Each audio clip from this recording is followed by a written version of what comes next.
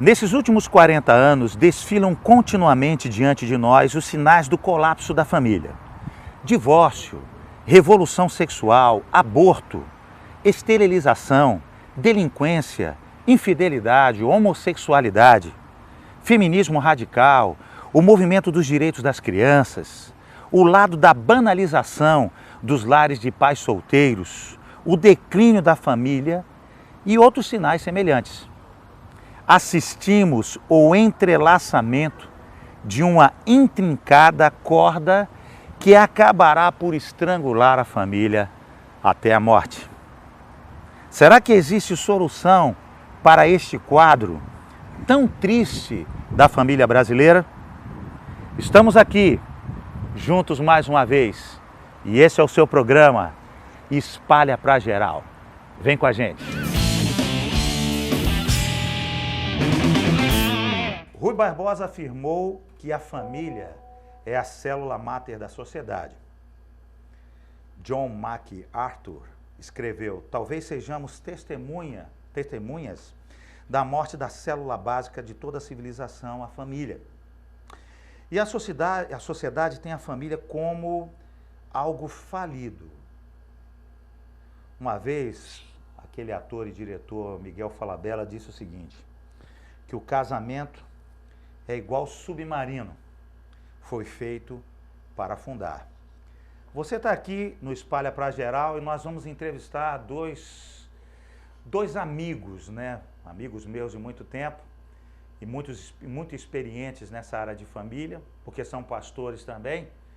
E eu quero apresentar a vocês, estão comigo aqui nessa entrevista do Espalha pra Geral, Emerson Pinheiro e Fernanda Brum. E aí? Pois é, estamos aqui. Olha. A gente só se vê nessas entrevistas assim, rápido. Eu queria primeiro que o pessoal que não conhece vocês, é difícil, mas pode ser que tenha, queria saber de vocês quem são vocês, onde vocês nasceram, o pai de vocês, os filhos, a família. Primeiras damas. Primeiras damas? Então tá. Você é filha de quem? Eu sou filha do Nélio Brum e da Maria Fernandes. Aham. Meu pai é um PRF, um policial rodoviário federal aposentado hoje. E minha mãe é uma vendedora que acabou se formando em instrumentação cirúrgica. Aham. Então ela a vida toda foi representante de vendas, mas agora ela Legal. trabalha com instrumentação cirúrgica. Eu sou filha única e sou mãe do Isaac e da Laura. Beleza. E você, Emerson? Sou filho do Edson, seu Edson, né, que foi funcionário da Light durante 25 anos, se aposentou lá na Light. E da dona Seni, que era dona de casa, mas sempre assim, tinha um trabalho missionário lá em Vicente de Carvalho, no Morro do Juramento. Também sou filho único dos meus pais e pai do Isaac e da Laura, casada há 18 anos com a Fernanda. Beleza. E tem Dois filhos filhos vocês únicos. dois? Quais o nome dos filhos, né? Isaac de 11 anos e a Laura de 4. De 4 anos. E a Laura. Queria que vocês rapidamente compartilhassem com a gente, aqui no Espalha pra Geral, o seguinte. Como é que vocês se conheceram? Eu conheci os dois.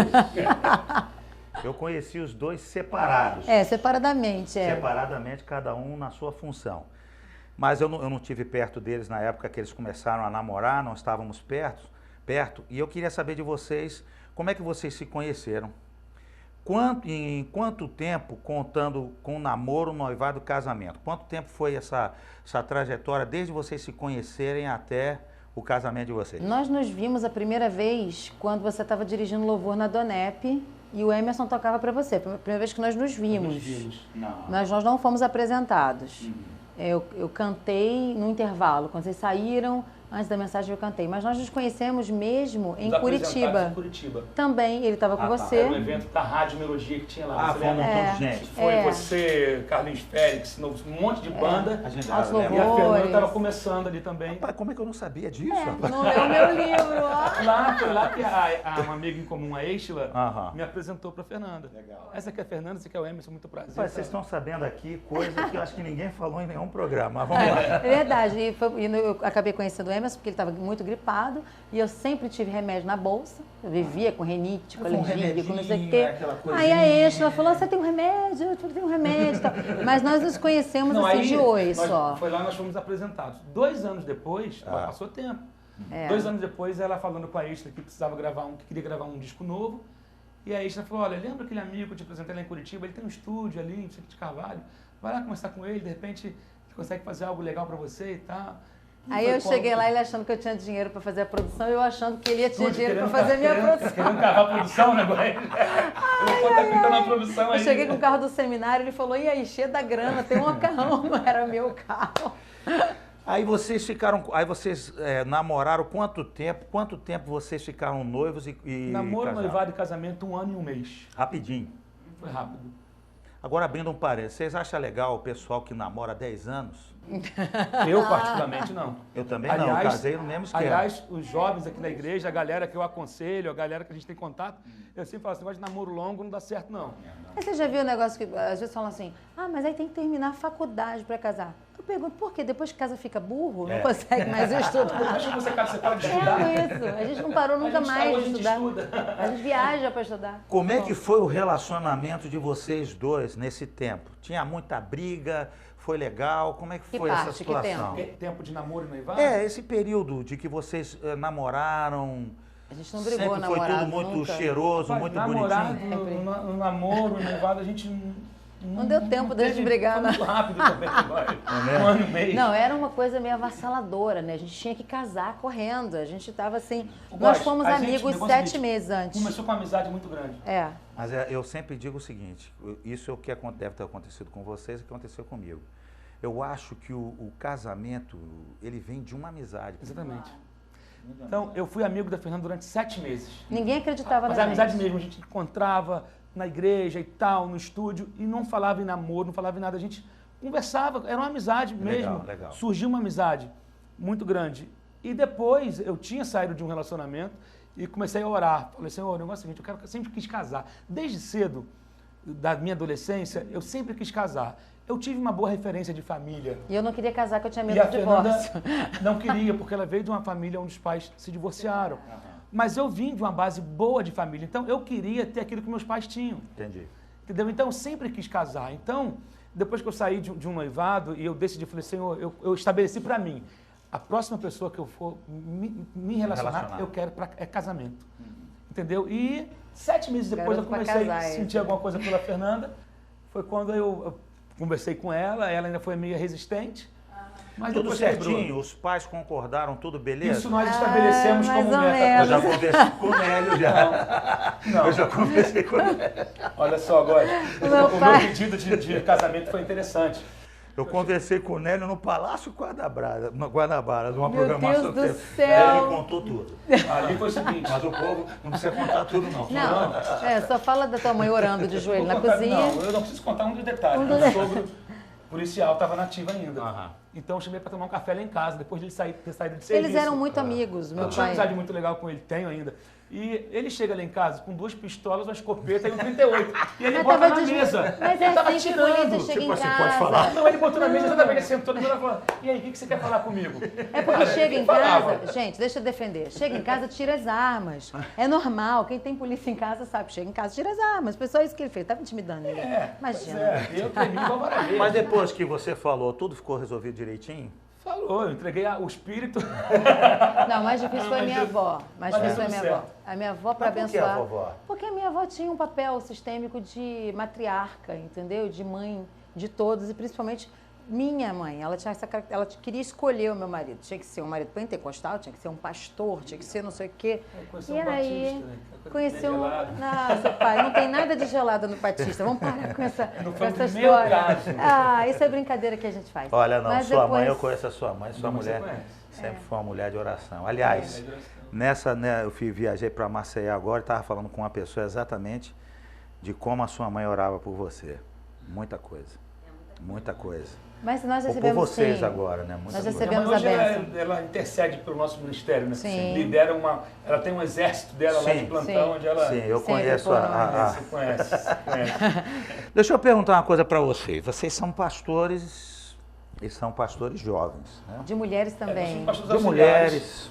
Auxiliares. Vocês são pastores auxiliares aonde? Na Igreja Batista Central, na Barra da Tijuca. No Rio de Janeiro. O pastor presidente é o pastor Josué Valandro Júnior. Ok.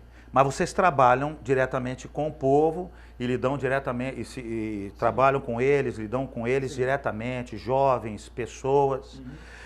Vocês percebem algum tipo de problema nos namoros atuais? A amizade e o respeito existem nesses namoros ou a coisa está meio bagunçada? Tem algum exemplo que vocês podem dar de alguma experiência que vocês... Que depende não da família, citar né? nomes, né? Depende muito da família, eu acredito, que vem o casal, né? Eu acho que a coisa hoje, o relacionamento hoje vai se resumir muito a sexo. Né? A pessoa já olha para outra com essa olha, intenção? eu na acho maioria que das sim, vezes, na maioria das vezes, pelo que nós temos visto. E depois atendendo jovens que foram apenas usados, se entregaram Um pro outro, pro outro ali, mas quando o cara ou a menina conseguiu o que queria e passou aquela onda, aquele desejo, aí a coisa esfriou, ele viu que só foi ilusão e tal. Então acho que a coisa está hoje tudo muito, a gente vê nos programas de televisão, nas roupas que as pessoas usam, a coisa está muito resumida ao desejo, à sensualidade. Então a pessoa já entra no namoro já para satisfazer um desejo. Agora, isso é uma coisa, eu nem coloquei aqui Agora, nas não perguntas. que desejo seja pecado, porque pelo amor de o Deus, desejo né? ele faz parte. Mas o problema na é hora quando certa, se né? resume só a isso. E na hora não é certa. só isso. Claro, Deus fez a gente com todos os desejos, impulsos, tudo corretamente. Nós funcionamos de acordo com o plano de Deus, A né? questão é que tudo fora do tempo é ruim, É eu gosto. ruim, é. Uma gravidez não é maravilhoso, ser pai, ser mãe, mas uma gravidez aos 15 anos de idade implica uma série de complicações, verdade. sonhos que têm que ser adiados, coisas que têm que ser interrompidas, porque foi algo bom fora do tempo. Agora, o camarada tem um namoro santificado, ou não vamos usar essa linguagem que talvez as pessoas não entendam isso, mas um namoro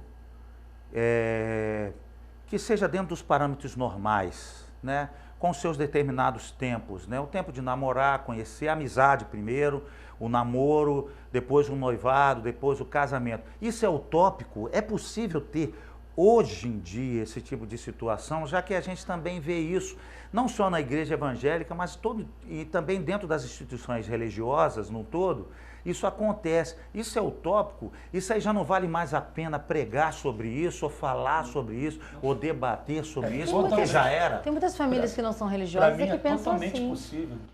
Eu conheço pessoas, eu tenho amigos que seguiram todo, assim como nós, amigos que seguiram todo esse vamos dizer, esse caminho do namoro, do noivado, da bênção da família, essa sequência de sonhar de relacionamento, junto, entendeu? E que estão bem casados hoje, aí onde não foi nada feito só por impulso. Independente da religião das pessoas. Sim. Não são religiosos. Não tem nada a ver com religião, tem a ver com princípios.